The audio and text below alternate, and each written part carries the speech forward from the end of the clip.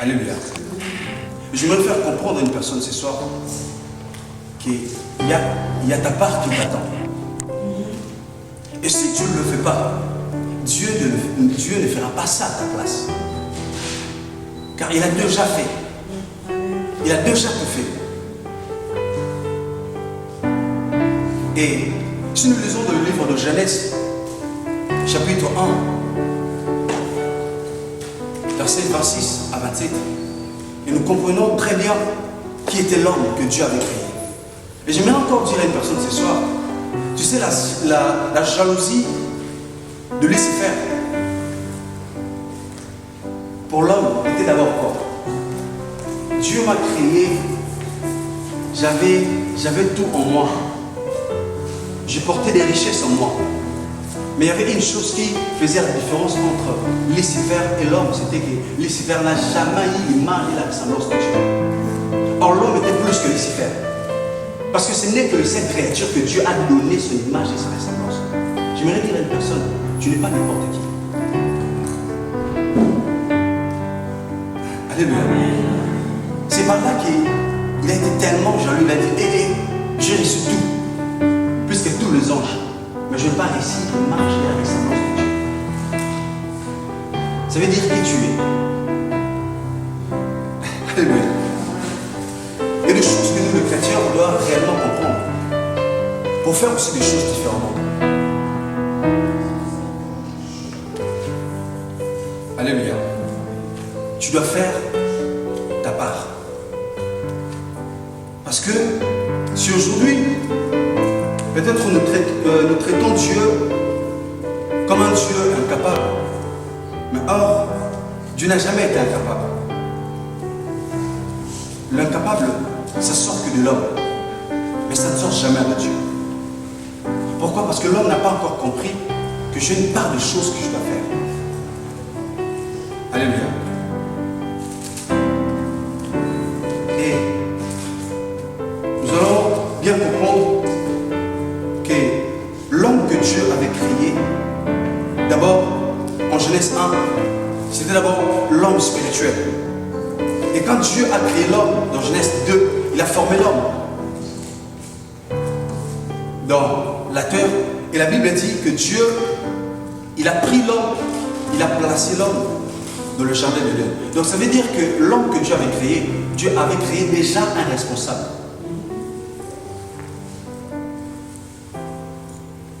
Alléluia. Il a créé un responsable. Parce qu'on doit comprendre une chose. Dieu n'a jamais donné la responsabilité à un irresponsable. Mais si Dieu te donne la responsabilité, ça veut dire que Dieu croit que tu es un responsable. Parce qu'il y a des fois que nous voulons avoir des responsabilités, mais on n'est pas des responsables. Mais Dieu donne des responsabilités à celui qui est responsable. Et Dieu savait très bien que je ne peux jamais mettre dans le jardin de d'Éden celui qui est irresponsable. Donc je dois mettre l'homme qui est responsable. L'homme qui doit être capable de faire comme moi. Et des fois, quand nous lisons la Bible, il y a des fois des choses, je me dis, c'est comme si on n'a pas encore compris ça. La Bible dit que Dieu avait créé toutes choses. Mais si nous pouvons parler encore de quelque sorte la création veut aussi dire mettre en existence une chose qui n'existait pas. Ça veut dire que Dieu avait créé toutes choses, mais Dieu n'avait pas donné le nom. Le nom n'avait pas encore l'existence. Or, le fait d'avoir l'image et la ressemblance de Dieu, Dieu voulait simplement dire à l'homme que tu as en toi l'esprit créatrice. Ça veut dire que tu peux aussi faire une chose qui n'était pas encore là. Tu dois faire ta part. La part de Dieu était de créer le jardin d'Éden pour l'homme. Mais pour le cultiver et le garder, ce n'était pas la responsabilité de Dieu. C'était la responsabilité de l'homme. Et aujourd'hui, l'Église, il y a beaucoup de choses que nous ne voyons pas. Pourquoi? Parce qu'on n'a pas encore compris.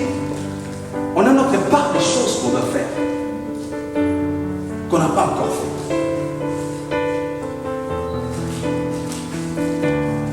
Et dans Genèse chapitre 2, verset 15, la Bible dit que l'Éternel Dieu, l'homme, et l'établit dans le jardin d'Éden pour cultiver et le garder. Je voudrais dire à quelqu'un ce soir que Dieu savait déjà que le fait de créer Adam pour cultiver le jardin d'Éden, Dieu considérait déjà Adam, et Adam était aussi conscient qu'en lui, il avait la capacité d'un cultivateur.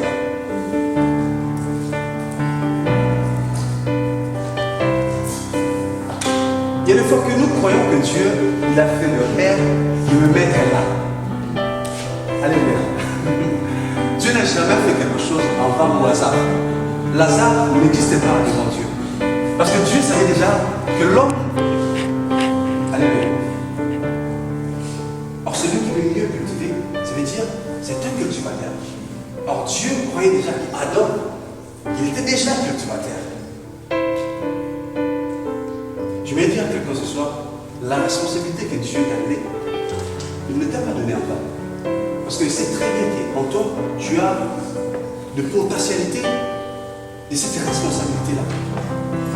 Tu as en toi des capacités de cette responsabilité-là. Et ce n'est qu'à nous de comprendre que Dieu ne m'a pas établi ici en bas. Je me vais dire une chose. Ça veut dire que l'homme n'a pas été créé dans le jardin, mais il a été placé dans le jardin. Et Dieu t'a pris quelque part et t'a placé dans la voie éternelle. Il ne t'a pas placé dans la voie que tu dois faire ta part. Et jusqu'à présent, tu croises les bras, tu dis, je suis là, peut-être par une circonstance, je suis là parce que peut-être on m'avait invité et j'apprécie l'église, et pour cela je suis là. Mais tu n'es pas là. Parce que là où Dieu t'a pris, pour te placer dans la voie éternelle, ça veut dire il y a une responsabilité que tu dois faire. La responsabilité, ce n'est pas simplement de se tenir devant le genre de péché. Peut-être Dieu t'a mis dans la voie éternelle. Peut-être que ta responsabilité, ce n'est que pour accueillir le genre. Mais jusqu'à présent, tu attends que le Saint-Esprit puisse faire ça à ta place. Alléluia. Ouais, on doit se dire la vérité. Il y a des choses que je pense pas que le Saint-Esprit va faire ça à ta place. Ce n'est que ta responsabilité. Alléluia. Alléluia. Et il y a deux fois que nous laissons Dieu faire ce qui est à nous de faire. Il y a des fois que nous demandons à Dieu de nous bénir. Mais or, quand Dieu nous bénit, Dieu nous donne aussi la capacité de prendre bien soin de cette bénédiction et de bien garder cette bénédiction. Et ce qui fait en sorte que nos bénédictions puissent être détruites, c'est quoi? Nous ne savons pas que nous avons une part des choses qu'on doit faire. Nous laissons tout à Dieu. Dieu, tu m'as donné les jardins. Et c'est encore de toi de cultiver.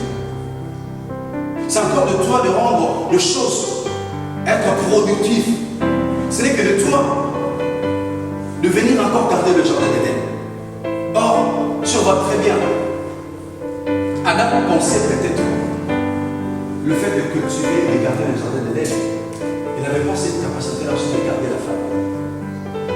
Alors si Dieu t'avait dit que vous pouvez manger tous les arbres, mais sauf ça, vous ne pouvez pas manger l'arbre du connaissance du bien et du mal. Ce n'était pas encore à Dieu de venir parler à elle, mais c'était la responsabilité de qui? C'était la responsabilité d'elle. C'est aussi sa responsabilité de veiller et de garder aussi sa femme. Alléluia. C'est pour cela, on va bien comprendre. Adam, quand la femme a péché, lui aussi il a péché, il a fui sa responsabilité. Et c'est la femme que tu as dit. Il a fui sa responsabilité. Alléluia. Tu dois faire ta part.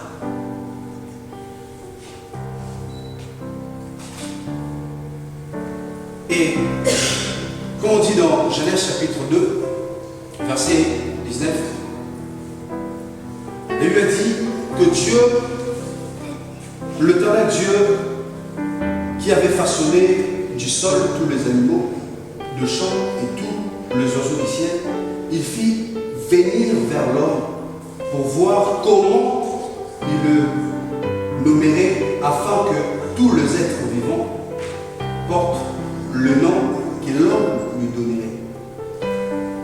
La responsabilité de Dieu était de ressembler à tous les animaux et d'amener vers l'homme.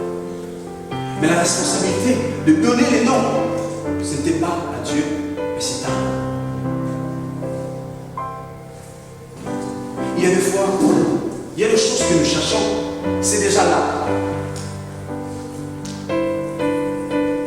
Je veux dire que Dieu c'est comme un cuisinier.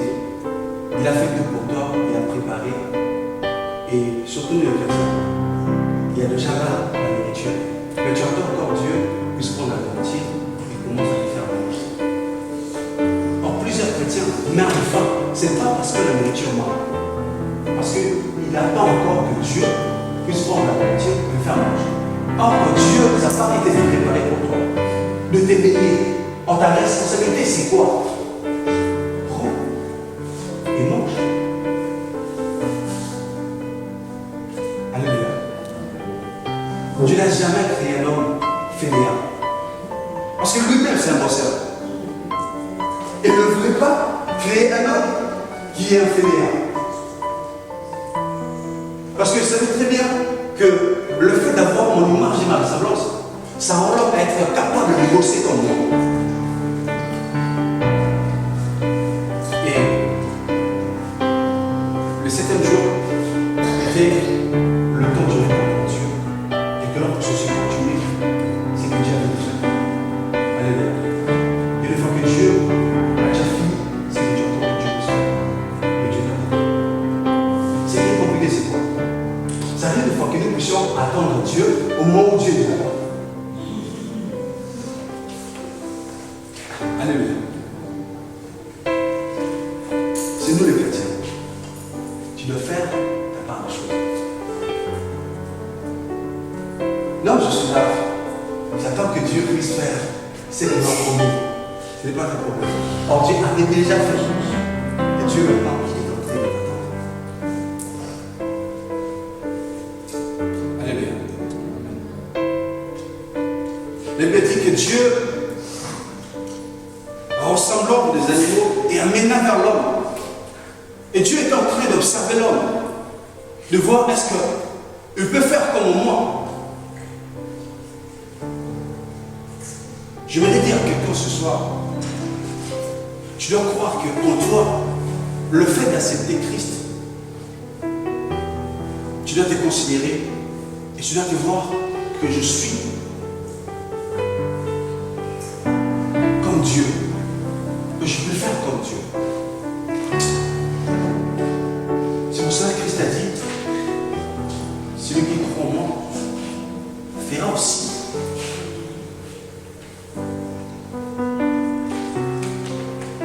Et lui m'a dit que nous sommes de Dieu. Ça veut dire, en toi, quand tu es là, il y a des choses que tu peux commencer de faire que personne n'a encore fait, même dans ta famille. Le fait d'accepter Christ. Or, je me demande souvent pourquoi nous, les chrétiens, on doit toujours être généralisés. Mais or, nous, les chrétiens, nous sommes réellement des personnes qu'on doit être mises à part. On doit vivre la différence. Parce qu'on n'est pas que des hommes. Mais en nous, il y a l'Esprit de Dieu. Pourquoi? Parce que la Bible dit que celui qui s'attache au Seigneur est avec le un seul esprit. Et le fait d'avoir un seul foi en Christ, mais tu es un Dieu. Et Dieu était là en train d'observer l'homme. Il a dit, ah, Adam, je te regarde. Parce qu'en toi, il y a mon esprit. Tu es comme moi. Tu as mon image, tu as ma ressemblance. Allez, donne maintenant le nom. C'était la parole de Dieu.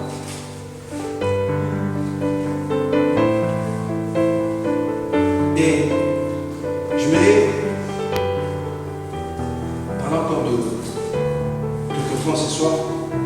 ce qui fait tarder beaucoup de choses dans notre relation et dans notre vie chrétienne avec Dieu. Et c'est d'abord, premièrement, on doit comprendre une chose, qu'on est là pour attendre Dieu puisse mettre la main là où toi tu veux mettre la main.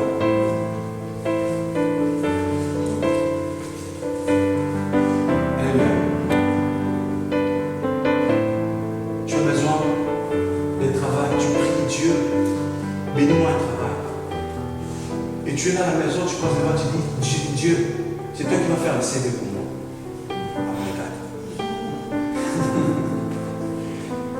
Là, ce n'est pas ta part. Ce n'est pas la part de Dieu. Mais ta part, c'est quoi? Tu as prié Dieu, bénis-moi un travail. Ça veut dire, comme tu as prié Dieu, Dieu a déjà fait. C'est qu'il reste, c'est quoi? Fais un CV et comment ça marche? Parce que Dieu ne fera pas un CV pour toi. On doit être clair. Alléluia. Dieu commence à faire un CV et puis il te donne. Il dit non, toi tu ne vas pas aller chercher le travail. Moi-même encore je vais aller chercher le travail pour toi. Non. Le chrétien, notre Dieu n'est pas un Dieu responsable. Et ceux qui travaillent avec Dieu, Dieu aime travailler non avec des responsables, Dieu aime travailler avec des responsables. Ce n'est pas là où toi tu dois mettre la main, tu attends Dieu de mettre la main. Non. Là tu vas rester là et tu vas t'aider Dieu à, depuis la donnée, la promesse, mais jusqu'à présent, je ne vois rien. Mais or, il avait déjà fait sa part. Amen. J'aimerais que quelqu'un ce soir puisse comprendre une chose à dire. Et je dois me réveiller et faire aussi ma part.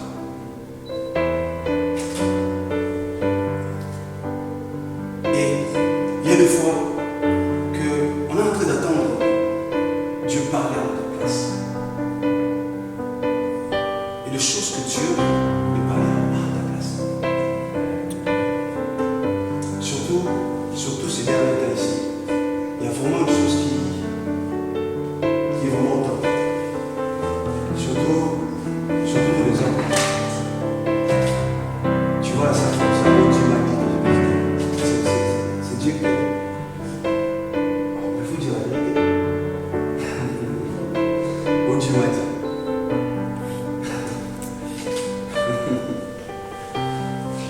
Tu apprécies une personne, mais tu attends Dieu de parler à ta place. Ce n'est pas la responsabilité de Dieu. Tu as un problème avec ton frère ou ta sœur. Pour mieux arranger la situation, tu attends que Dieu puisse parler. Tu attends que Dieu puisse demander pardon à ta place. C'est pas. Car nous, les chrétiens d'aujourd'hui, on veut que Dieu puisse faire tout pour nous.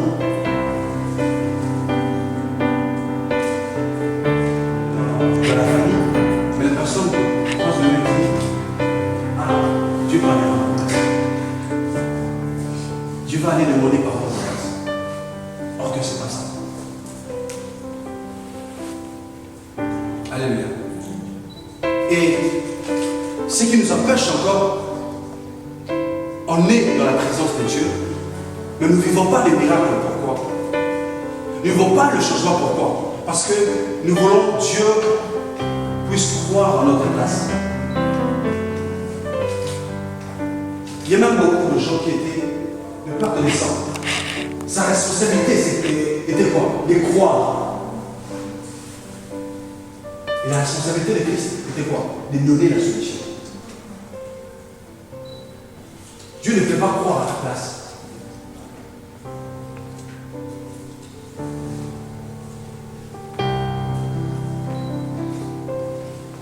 Et c'est pour ça que tu vas voir Pierre, pour quitter là-bas, il marchait dans les eaux.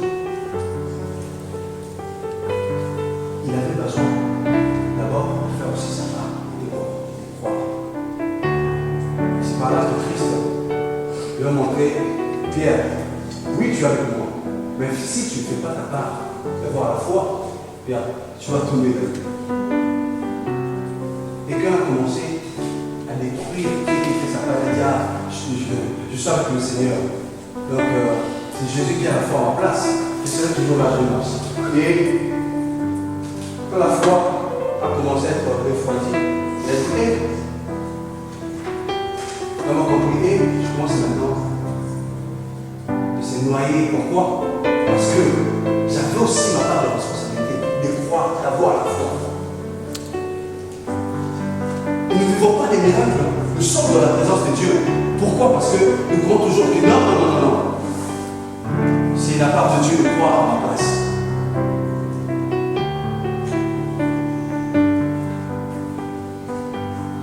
Et c'est nous-mêmes qui parle beaucoup que Dieu n'est pas capable. Je suis là depuis longtemps, mais je ne vois rien. Or, le problème, ce n'est pas Dieu. Le problème, c'est nous.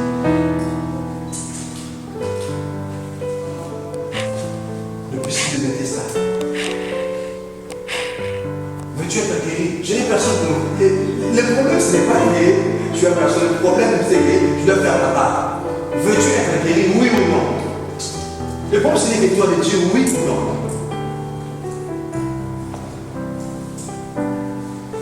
L'Église, réveillons-nous, on doit comprendre qu'il y a une part de choses qui nous attendent.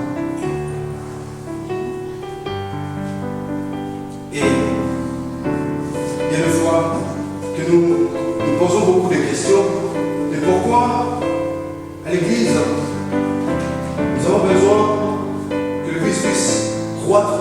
Nous avons besoin d'être multipliés aussi dans la présence de Dieu. Et qu'est-ce qui se passe? Nous nous sommes dit, ah, Dieu va aller évangéliser pour nous. Alors si nous lisons dans le livre d'Ésaïe, chapitre 6, verset 8, il est dit que Dieu est en train de nous demander qui marchera pour nous.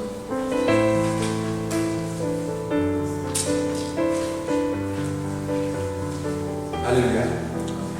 Alléluia.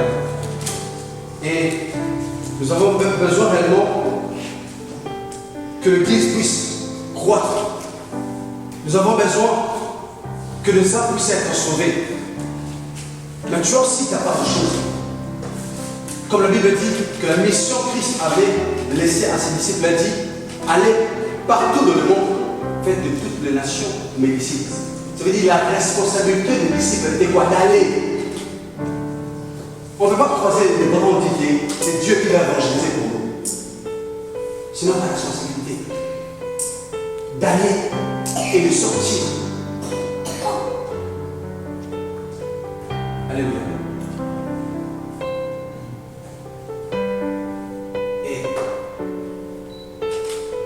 si tu crois, tu seras sauvé dans ta famille. Est-ce que depuis que tu es chrétien, tu as parlé à une personne de ta famille pour Jésus? Tu n'as jamais fait ça. Tu as besoin que les âmes puissent être sauvées. Est-ce qu'il y a un jour que tu as parlé de Jésus? Tu n'as jamais fait ça. Et la raison de beaucoup de chrétiens, c'est quoi? Oh, moi, je n'ai pas de paroles qui peuvent convaincre le cœur des hommes. Mais ce n'est pas toi de convaincre. La Bible dit que c'est le Saint-Esprit qui convainc. Mais quand l'homme est conscient que Saint-Esprit, je suis là, prends mon corps en instrument.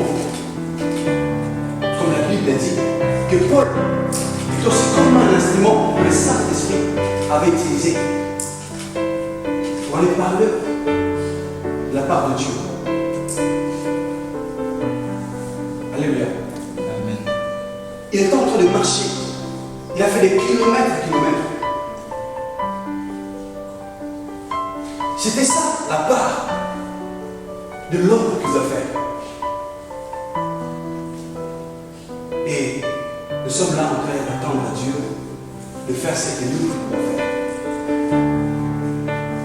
Et la Bible dit, dans le livre d'Ésaïe, elle dit, j'ai attendit alors le Seigneur qui disait, qui enverrai-je? Qui enverrai-je? Il a cette capacité de faire ça lui-même. Mais il a dit, qui enverrai-je? Qui marchera pour nous? Alors, je répondis, je suis prêt en moment. Alléluia. Je suis prêt en moment. C'était ça la part de l'homme, d'accepter d'abord ce que Dieu est en train de te dire.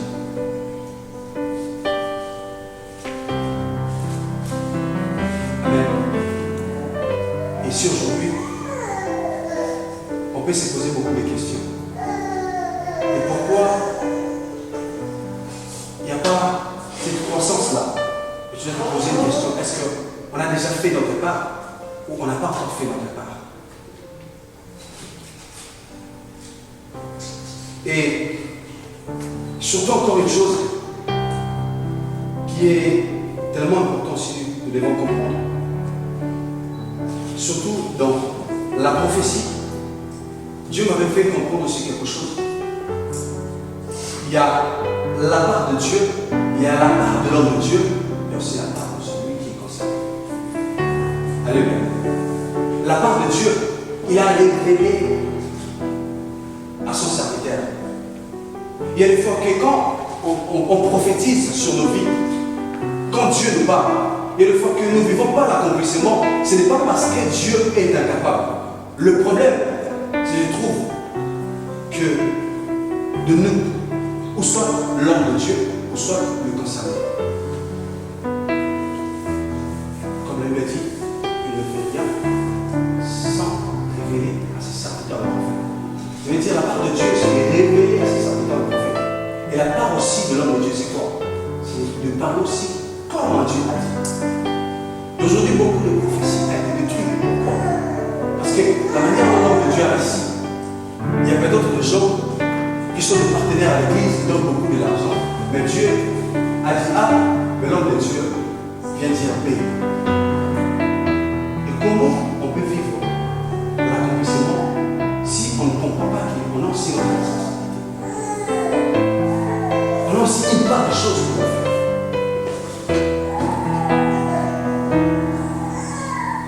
Amen. Et le problème, ça ne peut pas aussi être l'homme de Dieu. Le problème aussi, ça peut être le concerné. On t'a dit, Dieu m'a dit, il va te bénir. Mais Dieu me dit, tu dois beaucoup prier. Tu dois entrer dans une jolie prière. Mais toi, tu te dis, ah, Dieu a déjà parlé. On a déjà prophétisé pour moi. Je n'ai pas le temps de prier parce que Dieu a déjà parlé. Et aussi ta part. Ta part, c'est quoi? De chercher Dieu et de prier. Parce que nous, les chrétiens, on a quelque chose que jusqu'à présent, on ne comprend pas c'est quoi. Nous croyons toujours que c'est lui qui a la responsabilité des hommes de Dieu de prier pour nous. Mais nous-mêmes, on n'a pas cette capacité-là de prier. Mon frère, ma soeur, pour ta vie, tu as une part de responsabilité que tu dois faire. Tu dois prier. Car j'aime toujours dire, la vie de Christ sur la terre était volée. Ce n'était pas en vain. Mais il nous montrait les choses, comment faire pour recevoir aussi beaucoup de choses. La Bible dit que Christ lui-même cherchait Dieu. Christ lui-même priait. Alors toi tu dis qu'on est dans le temps de la grâce, Christ a déjà prié pour nous. C'est faux. Si tu te dis ça, c'est faux. Christ a déjà prié pour nous et c'est fini. Non, nous, on n'a pas le temps de prier. Qu'est-ce qu'on peut prier? On va prier comment? Parce que Christ a déjà prié pour nous. Et si tu penses comme ça, il y a beaucoup de choses que tu ne vas pas recevoir, non parce que Dieu n'est pas capable de les donner, mais parce que tu n'as pas compris certaines choses. Maman a prophétisé, elle a dit ce que Dieu m'avait dit. Alors, c'est maman, d'avoir cette responsabilité de prier pour moi. Et tu sais combien la chose au cœur, tu dis non, non, non, non, ça me concerne. Je dois chercher Dieu. Je dois faire ma part. Pourquoi? Je bénis Dieu. Pourquoi? Parce que l'église, là-bas de l'Éternel, c'est réellement une église qui ne rend pas des chrétiens de fainéants, mais rend des chrétiens à être capables de prier. Il y a aussi des fois, dans certaines des églises, le berger montre aux fidèles que vos prières, toutes sortes de prières que vous pouvez faire, ça ne va pas marcher. Ce n'est que les prières que moi j'ai faites qui vont marcher. Or, Christ a dit, tout ce que vous demandez en mon nom, je le fais en mon nom. On est là, il a dit là, si papa ne prie pas, tout ce que je peux faire, c'est rien. Mais je bénis Dieu là où tu es. C'est réellement l'endroit où Dieu te dit que tu ne dois pas être fainéant.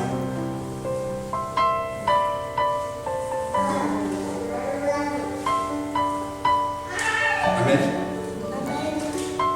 Et il y a beaucoup de prophéties qui ne s'accomplissent pas. Pourquoi? Parce que le concerné ne comprend pas que j'ai aussi ma part de responsabilité.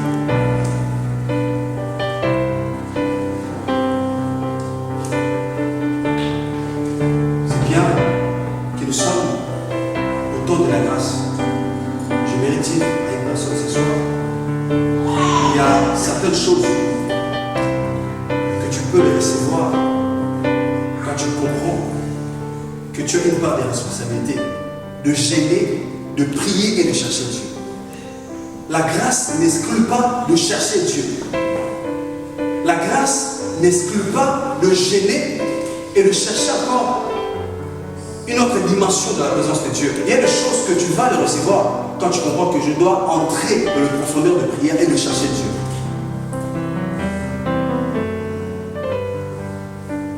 Le gamin frère un jour dit, Christ a déjà gêné pour nous. Comment mon Dieu. Ah. Non. Il a tout accompli pour nous donner aussi l'accès d'être capable de faire aussi comme lui. Ce n'est pas des conseils de dire non, non, non, tout a été accompli. Ça veut dire qu'on n'a rien à faire. Il t'a donné l'accès de faire aussi comme lui. De parler aussi. Et la chose arrive.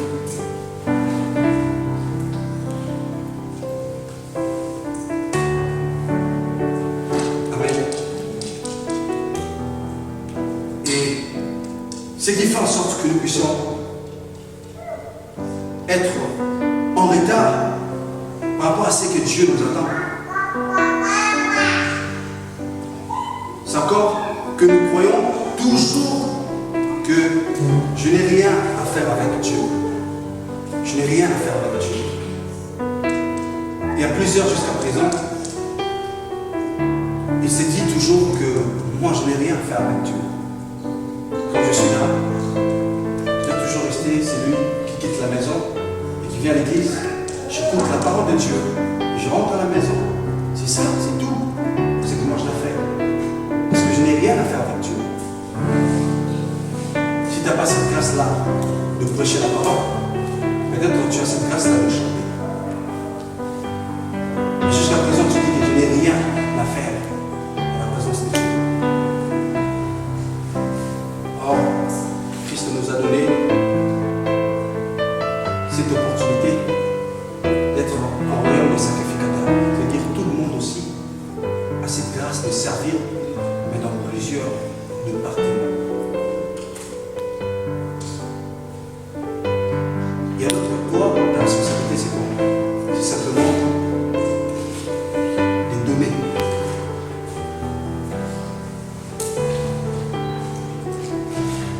Et crois-moi ce soir que tu as quelque chose à faire avec Dieu. Dieu ne t'a pas choisi en vain. Tu n'es pas chrétien en vain. Mais tu as quelque chose à faire avec Dieu. Amen. Dans la Bible,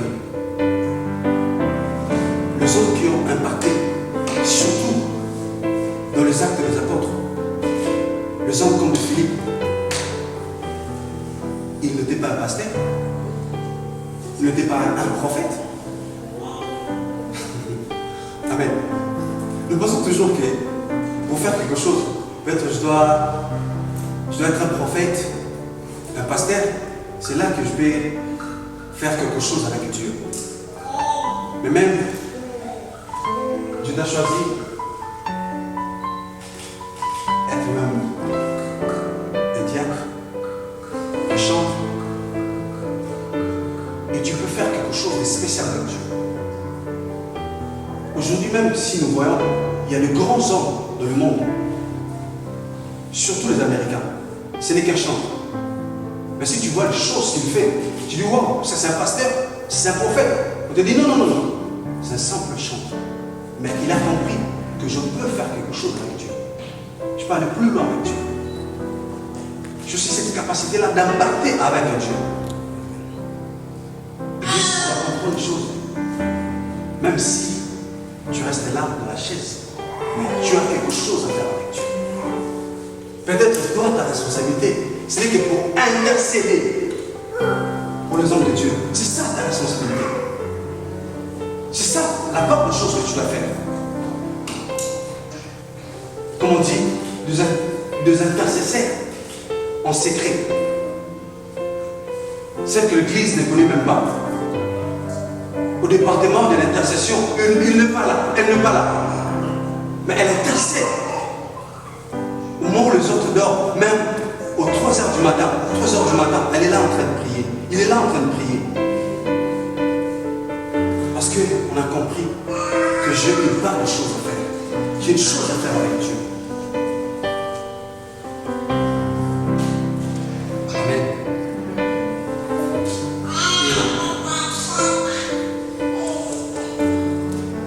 Il y a des choses maintenant que nous devons comprendre par rapport à ce que Dieu attend de nous et le façon que Dieu aime travailler avec nous. Dieu aime travailler avec des hommes et des femmes, des hommes qui sont conscients et des femmes qui sont conscientes. Si tu n'es pas conscient de ce que tu es, tu resteras les bras croisés et tu ne feras rien avec Dieu. Parce que tu n'es pas encore conscient de ce que tu es. Et surtout, je mérite de dire une chose, que Dieu m'a mis au cœur. Aujourd'hui, nous cherchons nos incapacités, nos faiblesses, comme une raison de dire à Dieu, Seigneur, je ne peux pas.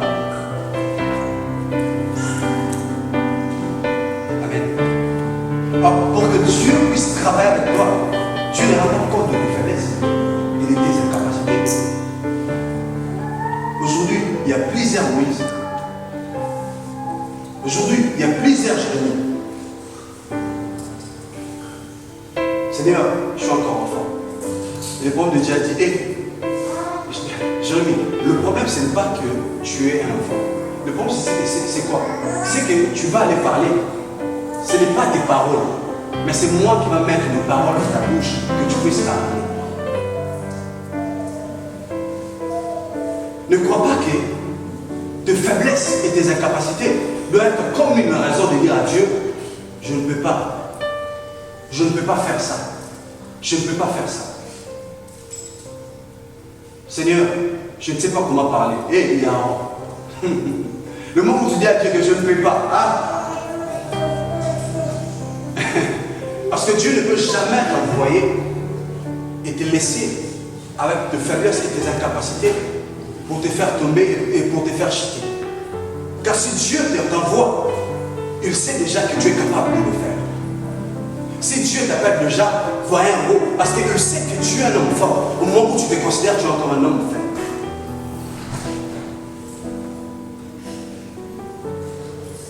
Amen. Nous avons notre part de responsabilité. Tu dois être conscient de ce que tu es. Et c'est par là qu'il va te pousser à faire de grandes choses avec Dieu. Et Dieu aime travailler aussi avec de courageux et de courageuses. Des hommes comme de David, un homme courageux, Il voit Goliath comme ça. Et l'homme est lancé. Il dit, ah roi, je vais vraiment l'attaquer. Et ce qui fait, donc, ce qui a étonné même Goliath lui-même, il a dit, hé, mais David, ta taille est là, hein? T'as pas peur de toi-même. C'est l'homme courageux. Le bon coup. Les Israélites voyaient Goliath comme un géant, mais lui il parle dans sa bouche, je te vois comme un chien. Ah!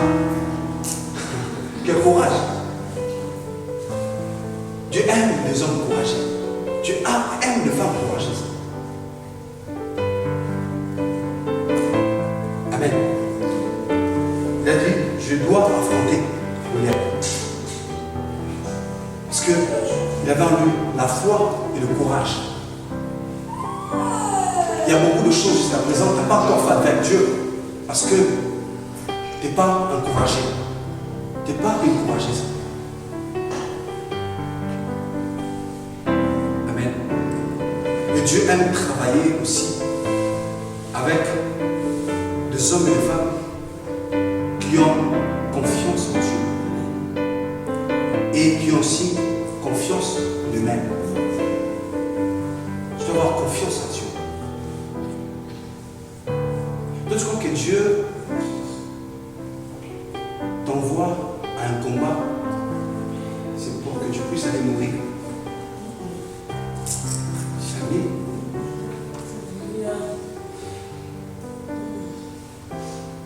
C'est-à-dire, quand je suis là, je ne sais pas encore comment combattre, mais tu m'envoies. Non, il sait que quand tu es là, tu as cette capacité-là de combattre. Tu es un guerrier. C'est pour cela qu'il t'a envoyé. Et plusieurs ont perdu. Pourquoi? Parce qu'ils n'ont pas la confiance en Dieu. Ils n'ont pas aussi la confiance en eux-mêmes.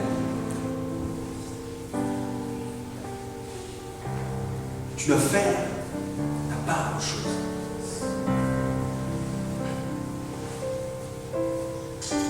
Et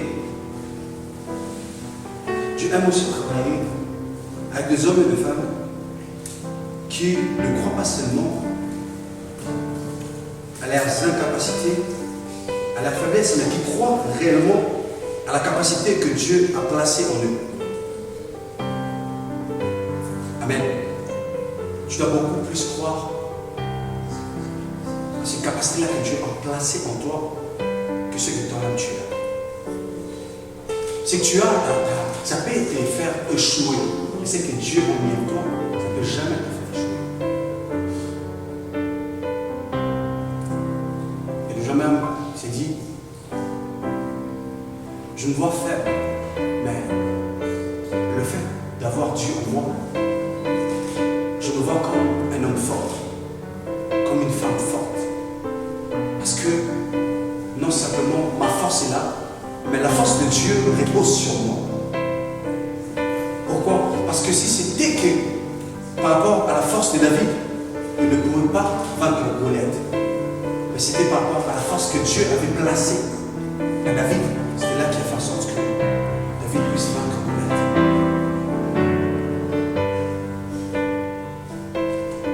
Et pourquoi? Il y a aussi plusieurs chrétiens face aux situations ou à la réalité qui se présente maintenant. Ce qui nous fait échouer et tomber, c'est quoi? On ne se souvient plus de la victoire que Dieu nous a donnée hier. Nous croyons que le combat qui se présente aujourd'hui, c'est plus fort que la victoire que Dieu m'a donnée hier. Alors tu crois que les Amélécites vont être forts que Pharaon?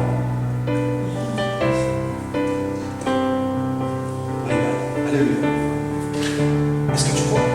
Nous oublions la victoire que Dieu nous avait donnée hier à cause de ces combats qui se présentent aujourd'hui. Et tu dois toujours croire une chose. Tu dois croire non simplement aux réalités qui se présentent devant toi, mais tu dois croire à celui qui t'a dit affronte-les. Parce qu'il y a aucun parent qui peut envoyer son enfant d'affronter quelque chose qui va lui faire du mal, qui va le détruire. il sait qu'il a avec toi. Dieu aime travailler avec des femmes et des hommes qui croient à la capacité que Dieu a placée. Dieu a placé des capacités en toi. Et tu peux faire de meilleur. Et Dieu aime travailler aussi avec des hommes et des femmes qui s'est donné aussi que pour les autres. Qui s'est donné aussi pour les autres. Et il y a des fois, nous les chrétiens, nous aimons toujours beaucoup plus de recevoir et non de donner. Nous voulons toujours que nous puissions être bénis, mais non de bénir aussi les autres. Nous voulons toujours qu'on puisse parler de bonnes choses pour nous, mais non de parler aussi des bonnes choses pour les autres. Or, Dieu aime travailler avec des hommes et des femmes qui aiment aussi se donner pour les autres. Alléluia. Si Christ avait accepté la croix, il y a aussi un homme qui a dit, ah, j'aime aussi traiter mon corps durement. Non simplement que pour recevoir la couronne, mais aussi pour travailler pour ces âmes-là que Christ m'a envoyé. Dieu me travaille avec les hommes et les femmes qui ont cette compassion-là aussi pour les autres. Et aujourd'hui, tu vas remarquer bien dans l'Église de Dieu, il y a peu d'intercesseurs. Pourquoi? Parce que tout le monde voit ça. Je n'aurai pas le temps pour moi, mais j'aurai que le temps pour les autres. Or, en oubliant quelque chose, que quand tu prends le temps pour les autres, Dieu prend aussi le temps pour toi. Je ne sais pas si tu m'as compris. Il y a peu d'intercesseurs pour moi. Parce qu'on dit souvent que j'aurai le temps que pour les autres, mais je n'aurai pas le temps pour moi-même. Or, quand tu prends le temps pour les autres, Dieu se prendra le temps pour toi. Et Dieu a travaillé avec les hommes et les femmes qui ont ce cœur-là, la compassion du travail aussi pour les autres. Et Dieu aime aussi travailler avec les hommes et les femmes qui ont l'amour de faire avancer, que l'œuvre de Dieu puisse aller de l'avant et avancer. L'Église, on a notre part de choses. Dieu a déjà fait sa part. Et ça reste avec ta part. Et si tu le fais, tu verras un changement. Et tu vas aller plus loin avec le Seigneur. Que Dieu nous bénisse encore ce soir.